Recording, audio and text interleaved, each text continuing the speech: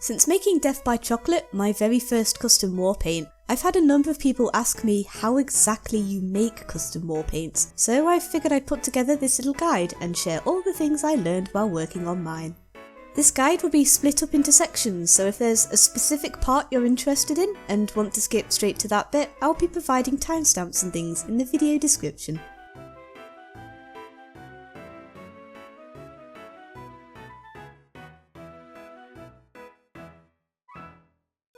There are 3 programs that you are going to need in order to make your own war paint.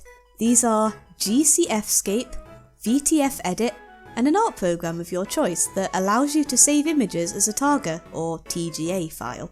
I used Paint Tool Sci to make the textures for my war paint, but again, you can use whatever you want as long as you're able to save your image as a TGA. GCFScape is a very useful program that, put simply, allows you to look at files in your TF folder that you wouldn't normally be able to see or open. For reference, this is usually the general path you have to take to get to your TF folder. I recommend making a shortcut to it for ease of access. If you scroll down in your TF folder, you'll see a lot of VPK files. The ones of most interest are the ones that end with DIR. The MISC one is one I haven't really looked into, but Sound MISC is where, you guessed it, all the sounds effects and music are, which you can extract and use for various things. Similarly, Sound VO is where you can find all the in-game voice lines. The one we want though is the Textures directory. Once you've opened it, open up the Materials folder, followed by the Patterns folder, and you'll find all the texture files used for existing war paints. With VTF Edit installed, you can open these files and get an idea of how various war paints are made up. Just note that some of them don't have very specific names, so you might have to do a bit of hunting if there's a specific war paint you're looking for. For example, if you're looking for Jungle Inferno specific war paints, they'll be under the Yeti folder, while war paints added in the Smithmas update will be under Workshop and then Smithmas 2017. After some looking around, you'll start to notice that some war paints consist of just one singular texture, while others consist of multiple and have team-coloured variants, such as the Dream Piped war paint. Some of them, such as the Manana Peeled war paint, have their own custom blood splatters as well. If you want to go all out, you can have multiple textures for your war paint, but there's no shame in just keeping it simple if that's what you'd prefer. If you want to go the opposite route and have something a little more complicated, an interesting one to look at is the Macaw Mast war paint, which you'll notice gets its randomised colour effect by using a transparent feathers texture and a gradient. Now, this isn't one I've tinkered with myself, so I can't tell you how exactly to utilise it for your own war paints. If you want to get an idea for how it can be used though, there is a war paint on the workshop called Snake Plisskind, and as you can see, it uses a transparent scales texture in place of the feathers, and gradients that are more reptile based. If you want to have a look, there'll be a workshop link in the video description. I've really only just started messing around with this sort of thing, so I can't get too detailed here unfortunately, but I do strongly recommend sifting through existing war paints for inspiration and a better idea of how they work. If you feel confident enough to tackle something more complex, great. If not, that's fine too. Your war paint doesn't have to be the Mona Lisa.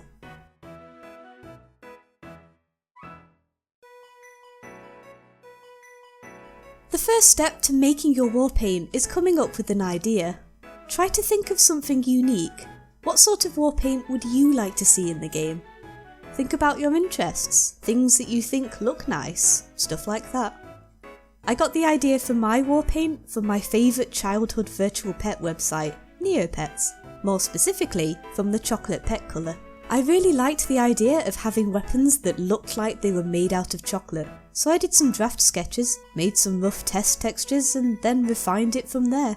Even if you don't think of yourself as much of an artist, I do recommend that you always do draft sketches for your war paints, to save yourself the headache of constantly having to redo your textures because you didn't like how it looked. They don't have to be fancy and you don't have to follow them to a T.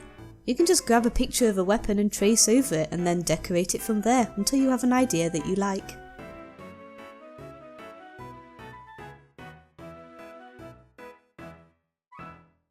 Now that you have an idea, you need to decide which existing war paint you want to override via your custom folder so that you can preview it in game. I knew I wanted my war paint to be made up of 3 textures, so I picked the mosaic skin to replace. If you want to make a war paint with team coloured variants, I recommend replacing something such as the Dream Piped war paint. Once you've picked one, make note of the file name or names, and, if applicable, decide which textures will be replaced with what from your own. For mine, I replaced the main mosaic texture with my main chocolate texture, made the solid black texture my dark chocolate texture, and then made the solid orange texture my wafer texture. Textures!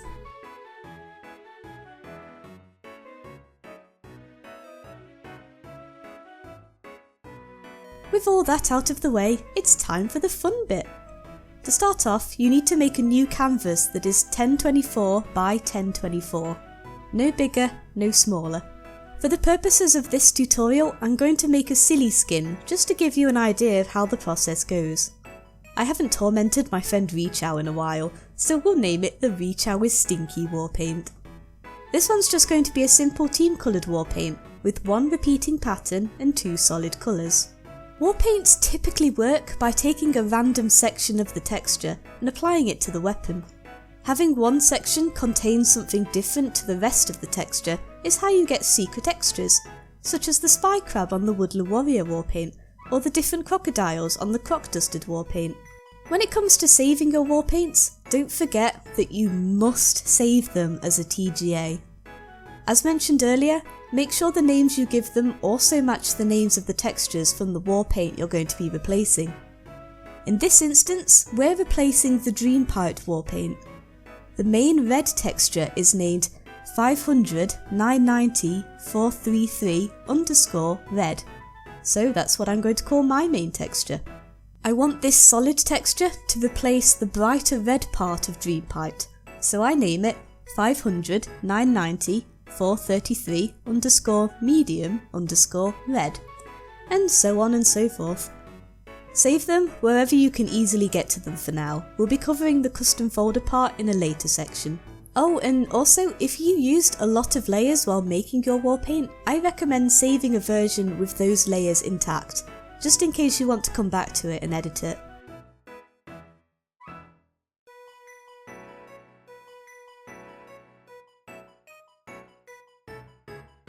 This is entirely optional, but making a phong mask can make your war paint look that little bit nicer depending on what sort of theme you have going on. If your art program allows you to have an alpha channel, then this should work in it, but for the purposes of this tutorial I'm going to be showing you how to do it in Photoshop. To start off, in order for the phong mask to work, make sure your TGA file is saved as 32-bit and that alpha channels is enabled. With your texture file open, hit Ctrl+A to select it all, and then copy it. Navigate to the Channels tab and create a new layer, unless there's already an alpha layer, in which case you're good to go. Now, making sure you have the alpha layer selected, paste your texture in there. You should now have a grayscale version of it. Now, the way phong masks work is that the more white something is, the more reflective it'll be, whereas the more black something is, the less reflective it'll be. For the main texture of my chocolate war paint, I made the shadows under the icing almost completely black. This means that when light hits it, those parts will remain more or less shadowed, and so gives the illusion that the icing is something that's actually 3D on top of the war paint. I made a mistake at one point and had the icing solid white and the main part solid black in my phong mask. You can see from this example here what effect that had on the way the paint interacted with lighting. The icing is super reflective, whereas the rest of it just isn't lit at all. One more example is the Cosmic Calamity war paint made by the talented Soda Hunter, which was added in the Christmas update.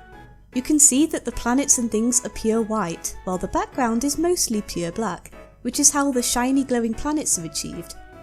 You'll also notice that in the mask there are hundreds of tiny white stars that aren't noticeable in the texture itself, which is how the paint gets its unique shimmer under light. One more thing to note, while making your phong mask you might notice that it affects the colours of your texture. Don't worry about this, it will show up as normal when you view it in game. Speaking of which...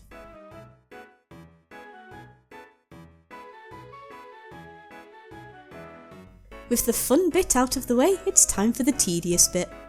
Navigate to your TF folder, which, if you didn't watch the first section, is typically found through this path. If you don't have a custom folder, make one, then open it. Make a new folder in there and name it whatever, mine's just called folder. Then open that. From there, make a materials folder, then a patterns folder. The folders and file names in your custom folder must correspond with the ones in the textures directory that we looked at earlier. For example, the mosaic war paint files that I used to test my chocolate war paint are under workshop, then Smithsmas 2017, then 118.453.8543. So in my custom folder, I made a workshop folder, then a Smithsmas_2017 folder, then a 118.453.8543 folder, and then put my files in there. It's confusing, I know, but they have to match exactly, otherwise your war paint won't show up in game. With your folders made, open VTF Edit and go to File and then Import. Open your first TGA file that you made earlier and hit OK. Then it's just a case of going to File and then Save As, and then saving the VTF file into the custom folder we just made, making sure they have the correct names. Most workshop files have a series of numbers at the start, so if your paint doesn't work, be sure to double check that you didn't make any typos. Do this for all of your textures. Now all you have to do is boot up your game, and if you named everything correctly and put them in the right folders, you should be able to go to the Warpaint viewer and see how it looks. I recommend turning up your texture quality settings and enabling matte phong in the console if you have it disabled, just so you can get a better idea of how it looks and see if your phong mask works, if you added one of course.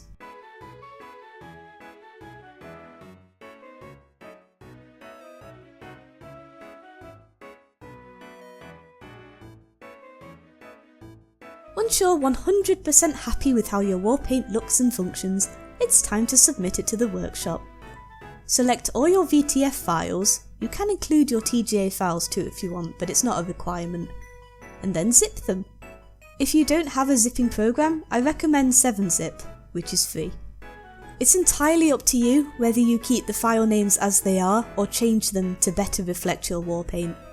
The Jazzy Warpaints files appear to use the naming conventions of the bovine blazemaker, while others have their own names. Ultimately, I'd say it depends on whether you need Valve to know which existing paint yours is based on or not.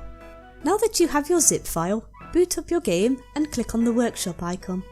From there, click on Publish New Item, choose Other and upload your war paint. When you upload something to the workshop for the first time, it will most likely ask you for your tax information. I can't help out with this step too much as it's different depending on a variety of factors, but it isn't quite as daunting as it looks, so fill it out to the best of your ability. Congratulations, you have now successfully created and submitted your very own custom war paint. Now all you need to do is create some promo images. You can do this just by uploading some in-game screenshots of your war paint, but if you want to impress people more, I recommend making your own custom promo images. There's a pretty good Steam guide that can help you with this, I'll provide a link to it in the description. And that's pretty much everything. I tried to include as much as I could, but there are bound to be some things I've missed or haven't been able to explain all that well. So for that reason, I recommend you also check out these Steam guides on creating custom war paints. They were a huge help when I was learning how to do it myself, so definitely give them a look and rate them up. Once again, links will be in the description. That's all for now. Have fun making your war paints, and if you have any questions, feel free to ask. Also reach out smells.